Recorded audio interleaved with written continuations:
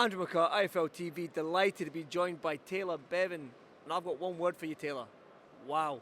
Stunning first round knockout with that short, sneaky little left uppercut. Just break it down for me. Yeah, I need to watch it back, so I don't know what the performance was like, but I got him out there, so I'm over the moon with that. I just wanted to work my way into the fight, not work my way off the jab and build into it, but it ended up coming in the first round.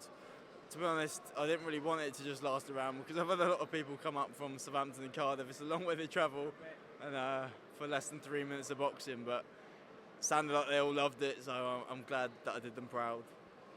Definitely, and sometimes that left uppercut against the southpaw is quite difficult to pull off, but you managed it. Was that a shot that you felt as the round was going on that it was there and that you were going to land it at some point? Yeah, like I said, in the ring I've sort of fainted a couple of times and he dipped down, so I thought the uppercut was going to be there. Didn't really think about throwing it, it just sort of happened. There's a few shots I was looking for, the left hook around the side and the rear uppercut, but yeah, the left ended up coming. And that was a cracking shot, and like I said, that's 3 wins, 3 early stoppage wins.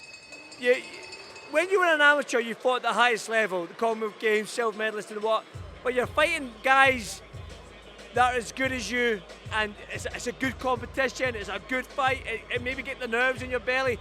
You've almost took a little step down in competition to build yourself into the professional ranks. That being said, you've got rid of 3 guys quite early on, quite easy, and you've yet to have a mark on you yet, it looks like, or even break a sweat. So going forward into your 4th fight, are you looking for that test where they might take you into them deeper waters? Is that what you're looking for going into this next fight? Yeah, each fight I just want to have a little step up so I can keep improving, but I don't think the improvements don't come in the ring, it's in training, and I'm making sure week in, week out I'm putting 100% into my training and working on the things that I need to work on, because I don't think that's developing me that much when I'm actually in the ring, because it's only lasting a round or 2. So yeah, I'll see.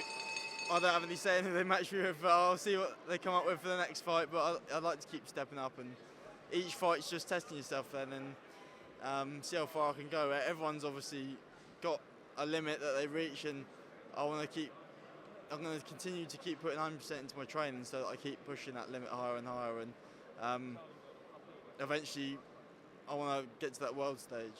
You mentioned limit. Have you got a limit? Is there a limit on Taylor Bevan? Because you've, like I said, the amateur pedigree, what you're doing to these guys so early in your career, I mean, it seems like there's no limit to what you can achieve in the sport.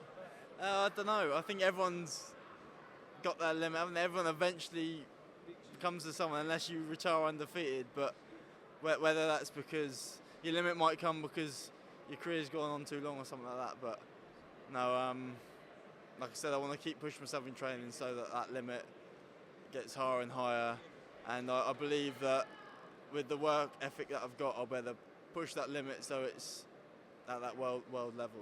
Oh, there was one world super middleweight that did retire undefeated in Joe Calzaghe, so yeah, that's someone to aim for, to emulate, I suppose. And when you look at the super middleweight division, and when I mentioned Calzaghe and the Eubanks, and even at world level right now in Canelo's, it's always been a division historically that's been stacked with talent and dangerous fighters, and there's always been fights that have got the world's imagination.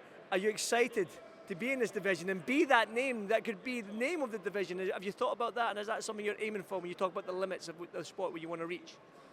Yeah, obviously taking it one step at a time, so I don't really think about boxing people like Canelo because it's a long way off. He'll probably be retired by the time I get to that stage, but obviously middleweight, super middleweight is like the average. It's in the middle, and it's the average man, so it's always going to be competitive. And I'd love to follow in the footsteps of someone like Joe Calzaghe, who's obviously retired undefeated.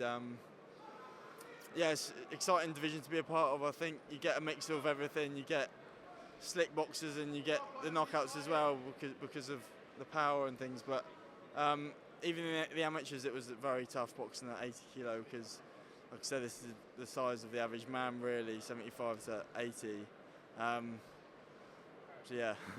Listen, one final one for me. Like I said, you don't have a say in who you fight next, but What are your hopes for this calendar year?